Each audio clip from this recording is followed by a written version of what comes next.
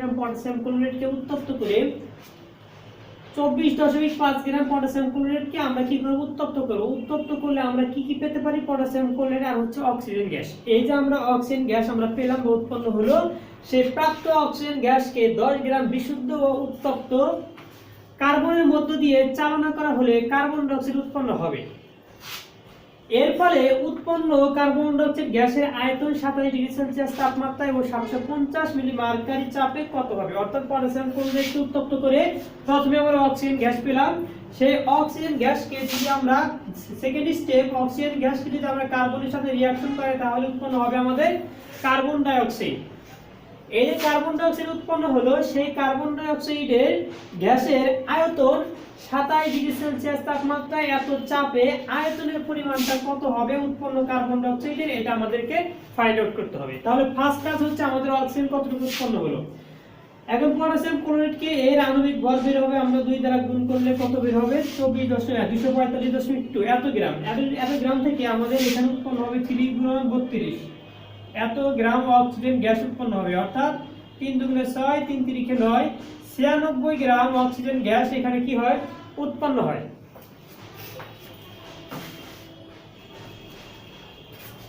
এই 96 গ্যাস উৎপন্ন হলো, এটা কত গ্রাম থেকে 96 গ্যাস উৎপন্ন হলো, আমাদের 245 তাহলে এখান থেকে আমরা কি লিখতে পারি, এখান থেকে আমরা লিখতে পারি 245.2 এত গ্রাম KClO3 কে উত্তপ্ত করলে অক্সিজেন গ্যাস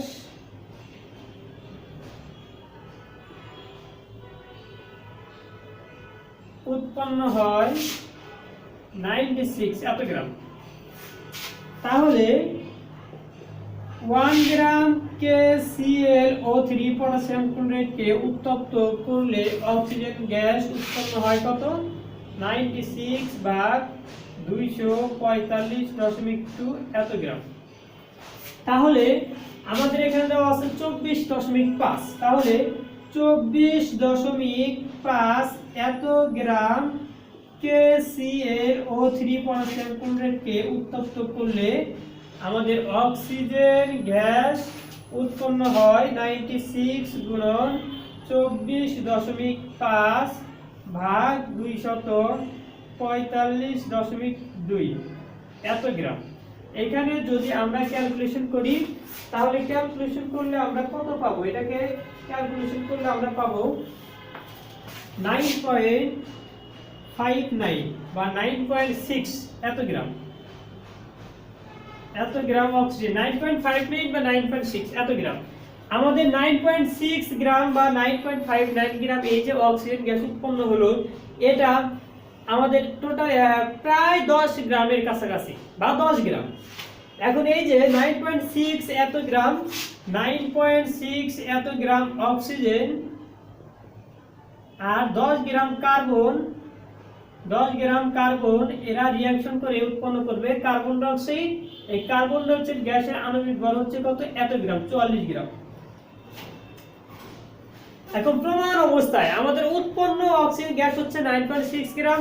9.6 গ্রাম উৎপন্ন অক্সিজেন গ্যাস 10 গ্রাম কার্বনের সাথে রিঅ্যাকশন করে আমাদের যে পরিমাণে কার্বন ডাই অক্সাইড গ্যাস উৎপন্ন হলো, সেই পরিমাণ কার্বন ডাই অক্সাইড গ্যাস উৎপন্ন যদি হয় 27 ডিগ্রি সেলসিয়াস তাপমাত্রায় এত চাপে তার আয়তনের পরিমাণটা কত সেটা আমাদেরকে ফাইন্ড আউট করতে হবে। তাহলে এখানে আমরা জানি কি, আমরা জানি যে 12 গ্রাম কার্বন 32 গ্রাম অক্সিজেন প্রমাণ অবস্থায় 44 গ্রাম কার্বন ডাই অক্সাইড উৎপন্ন করে এবং প্রমাণ অবস্থায় সকল গ্যাসেরই মোলার আয়তন সমান এবং তা হচ্ছে 22 × 4 লিটার।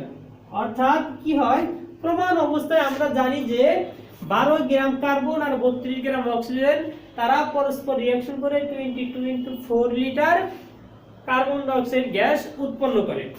এখন আমাদের বিষয় হচ্ছে আমরা ক্যালকুলেশনের সময় ক্যালকুলেশন যখন করব তখন 12 গ্রাম কার্বন আর 32 গ্রাম অক্সিজেন এদের মধ্যে 12 গ্রাম কার্বনকে ধরে ক্যালকুলেশন করব নাকি আমরা 32 গ্রাম অক্সিজেনকে ধরে ক্যালকুলেশন করব। তো ক্যালকুলেশনের ক্ষেত্রে এখানে আমাদেরকে মনে রাখতে হবে যে লিমিটিং ফ্যাক্টর যেটা, সেই লিমিটিং ফ্যাক্টর পদ্ধতি ব্যবহার করে আমরা এখানে কার্বনকে ধরে হিসাব করব না অক্সিজেনকে ধরে হিসাব করব সেটা বুঝতে হবে।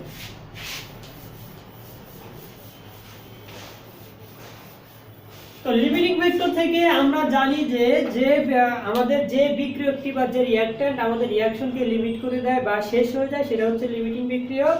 তো 9.6 আমরা খুব সহজে সিম্পলি কোনটি লিমিটিং বিক্রিয়ক সেটা কিন্তু চিনতে পারি। যেমন আমরা মোল সংখ্যা নির্ণয় করার মাধ্যমে n = W/m এটা নির্ণয় করার মাধ্যমে আমরা বুঝতে পারি যে কোনটি লিমিটিং বিক্রিয়ক হবে। কিভাবে? আমাদের W এর পরিমাণ 10 কে যদি আমরা 12 দ্বারা গুণ করি আমরা একটা ভাগ করে একটা রেজাল্ট পাবো, এবং এখানে আছে কত 9.6 একে যদি আমরা 32 দ্বারা ভাগ করি তাহলে এখানে আমরা একটা রেজাল্ট পাবো বা এটা আমরা মোল সংখ্যা নির্ণয় করতে পারবো। মোল সংখ্যা নির্ণয় করার মাধ্যমে আমরা দেখব যে এখানে যে আমাদের এই বিক্রিয়কগুলো দেওয়া আছে তাদের মধ্যে কার মোল সংখ্যা কম।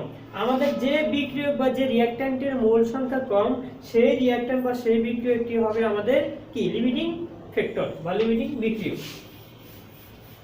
তাহলে এখানে আমরা অবশ্যই দেখতে পাবো যে আমাদের এই অক্সিজেন হচ্ছে আমাদের কি লিমিটিং ফ্যাক্টর বা লিমিটিং বিক্রিয়ক। আমাদের মোল সংখ্যা নির্ণয় করে আমরা দেখব যে অক্সিজেনের পরিমাণটা কম বা অক্সিজেন আগেই বিক্রিয়া কি হয়ে যায় শেষ হয়ে যায়।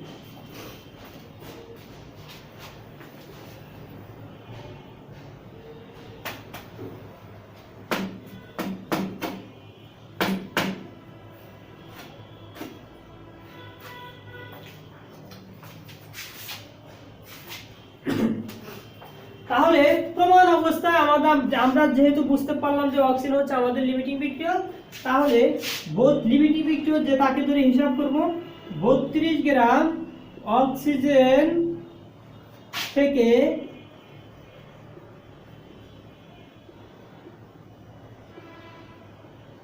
উৎপন্ন হয়, এটা আমরা লিখতে পারি যে 22 × 4 এত লিটার কার্বন ডাইঅক্সাইড। তাহলে 1 গ্রাম অক্সিজেন থেকে উৎপন্ন হয় 22 × 4 ভাগ 32 এত লিটার কার্বন ডাইঅক্সাইড। আর আমরা ক্যালকুলেশন করে পেয়েছিলাম যে অক্সিজেন গ্যাসের পরিমাণ আমরা ক্যালকুলেশন করে কত পেয়েছিলাম 9.6 গ্রাম। তাহলে 9.6 গ্রাম থেকে আমরা কতটুকু পেতে পারি বা 9.59 পেয়েছিলাম, সেটাই আমরা লিখি 9.59 এত গ্রাম অক্সিজেন থেকে উৎপন্ন হয় 22 × 4 গুণন 9.6 ভাগ 32 এত লিটার কার্বন ডাইঅক্সাইড। একে যদি আমরা ক্যালকুলেশন করি তাহলে কত পাই? এই পরিমাণটাকে ক্যালকুলেশন করলে আমরা পাবো 6.713 এত লিটার কার্বন ডাইঅক্সাইড। এটা কোন অবস্থায় আমরা পেলাম? এটা পেলাম হচ্ছে আমাদের প্রমাণ অবস্থায়। তাহলে প্রমাণ অবস্থায় আমরা যে আয়তনটা পেলাম সেটা হচ্ছে আমাদের V1। প্রমাণ অবস্থায় আমাদের চাপের পরিমাণ আমরা জানি যে P1 = 760 এত mm, মার্কারি মান হচ্ছে 1 অ্যাটমসফিয়ার চাপ। V1 এটা আমরা কি পেলাম? আমরা এই আয়তনটা পেয়েছি আমরা প্রমাণ অবস্থায়। V1 এর পরিমাণটা হচ্ছে আমাদের কত 6.713 এত লিটার। T1 এর পরিমাণটা হচ্ছে আমাদের কত প্রমাণ অবস্থায় 273 কেলভিন। আমাদেরকে P2 এর পরিমাণটা হচ্ছে আমাদের কত এখানে 750 মিলি। 750 একে যদি আমরা 760 দ্বারা ভাগ করি তাহলে এটা হয়ে যাবে হচ্ছে আমাদের কিসে অ্যাটমসফিয়ারে। 750 কে 760 দ্বারা যদি আমরা ভাগ করি তাহলে হবে আমাদের 0.98 এত অ্যাটমসফিয়ার। এবং T2 এর পরিমাণটা হচ্ছে আমাদের কত 27 ডিগ্রি সেলসিয়াস 27 এত ডিগ্রি সেলসিয়াস বা 300 কেলভিন। এবং আমাদেরকে বের করতে হবে V2 এর পরিমাণ এত ইকুয়াল টু হোয়াট, এটা আমাদেরকে ক্যালকুলেশন করে বের করতে হবে। এখন গ্যাসের সমন্বিত সূত্র এখানে আমাদেরকে অ্যাপ্লাই করতে হবে। গ্যাসের সমন্বিত সূত্র থেকে আমরা জানি যে P T1 V1 by T1 সমান সমান P2 V2 ভাগ T2 ভাগ P2 V2 T1 সমান P1 V1 T2 বা V2 সমান সমান P1 V1 T2 ভাগ হচ্ছে P2 T1। P1 এর পরিমাণ হচ্ছে আমাদের কত 1 অ্যাটমসফিয়ার গুণন V1 এর পরিমাণ হচ্ছে আমাদের কত 6.713 গুণন T2 এর পরিমাণ হচ্ছে আমাদের কত 300 কেলভিন ভাগ P2 এর পরিমাণটা হচ্ছে আমাদের কত 0.98 এত অ্যাটমসফিয়ার গুণন T1 এর পরিমাণটা হচ্ছে আমাদের কত 273 এত কেলভিন।